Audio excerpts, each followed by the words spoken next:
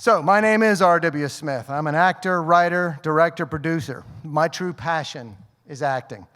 Creating character, exploring the psychology and the sometimes psychosis of the human mind, and in the process, becoming a better version of myself in the exploration of the human experience. Now, as an actor, I have played hundreds of characters, mostly fictional, but recently I've been playing a lot of real-life people. This is Harry Styles. He was a hangman in the 1960s. Ben Butler, a Union general in the Civil War, and then Ben Tillman, the South Carolina governor and senator in the journey of Robert Smalls. And that's what I want to speak about today, creating character, but specifically bringing to life real-life people onto stage. The process is the same, but the research is so much more in-depth.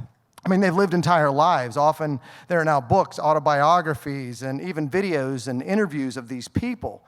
But before character, let's start with the actor's purpose. I mean, to bring life to the words on the page, to portray the human experience, to find the emotional essence of the character, to affect the other actors, and in the process, affect the audience, and in the end, create story and art. But it boils down to moments on stage. Something happens, a breath, and then a response. To get to that specific moment, you have to research everything about the character to be able to decide what that reaction will be. And then something else happens, and another breath, and another reaction, over and over and over. When creating character, you do that on a timeline of the play, and the play falls somewhere on the timeline of the character's life. The more questions you can answer about a character in the times outside of that play, before and after that birth, that death, then you can make more actor choices within the time frame of the play. But the script is your Bible. With a fictional character, that is your Rosetta Stone, your resource. And now that's where you research everything. When a play occurs, simply the job types of the character, everything. But sometimes the character is a representation of a real person. You know, sometimes it's someone like this person right here. This is the guy who invented the vibrator. You're welcome. And with nonfiction, now we can answer so many questions more on a timeline. What was their childhood like? The major events in their life. Maybe even hear them speak and move. I mean, these are important details that I can now fill in as I'm exploring the character within the play. Now, one of the questions I had to answer about Ben Butler, as I learned about him, is that this man helped the enslaved people be free. And that's such an amazing thing about him. That's a great quality. But then you find out that he also allowed his soldiers to rape women in New Orleans. That's after the play. But now I get to figure out what he was. Now with Ben Tillman, we're talking about a very polarizing person in South Carolina's history. Someone that said and did a lot of horrible things, especially to people of color. But he was a very successful politician, and I had to find that fine line of how to represent this man who was so hard to represent. So how do you bring that to life? Well, the most important thing an actor can do in a role is not to be judgmental, but to make sure you just focus on the circumstances of his life. As a person, I judge him, but anyway. Now, is there a clue in his past I can find to why he became what he was? In my research, I learned at the age of 17, he had a cranial tumor that he had to remove his left eye. Took 2 years to recover. By the way, he didn't have it sewn up. He let it flap in the wind like it was a sheet on a freaking clothesline. And because of that, because of having his eye removed at the age of 17, this is something that affects the rest of his life. It made me think of this man, Phineas Gage. He was a railway worker who had a spike impale his head.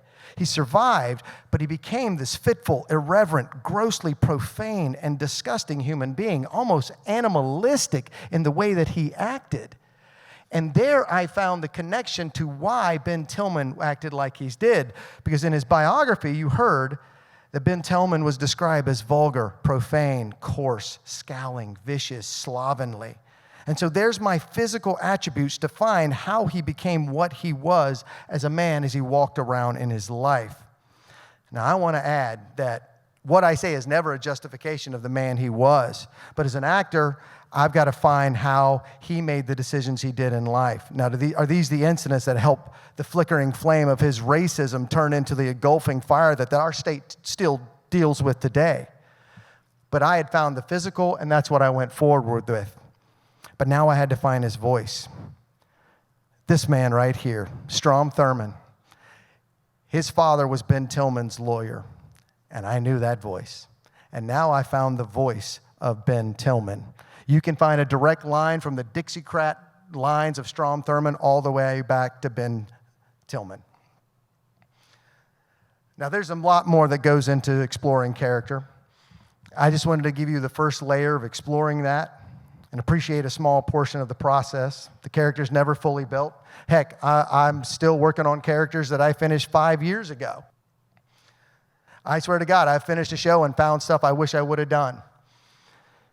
One of the things about acting is such an amazing opportunity to explore the human experience and grow as a human being. I've been lucky enough to explore hundreds of characters, and that right there is my daughter who performed at Pure Theater last year, so it's continuing on for another generation. Next up, I'm doing the Lehman trilogy at Pure Theater. Please come see it. We'll be doing that, and I'm playing, once again, more real-life people. Emanuel Lehman, Herbert Lehman, and Louis Glucksman. But to finish up real quick, I would like to thank Sarah Bennett and Jamaica Holloway, the producer and director of Finding Freedom, the entire Gilliard production. That was such an amazing show to be a part of. That Robert Small show that we just did, that's a story that needed to be told. Let's keep telling that man's story. I also want to make sure I shout out to Pure Theater, my artistic home. Rodney, Sharon, Camille, Michael, David, Miles, I see you guys out there. I love you. Thank you for being my artistic family forever. Jen, my wife, my amazing daughters, Alexa and Mallory. And one other thing I have to say, I know my time is up, but for God's sakes, let's keep supporting the arts in elementary schools, middle schools, and high schools, and let's create empathetic, beautiful human beings who don't live in a freaking vacuum. Thank you.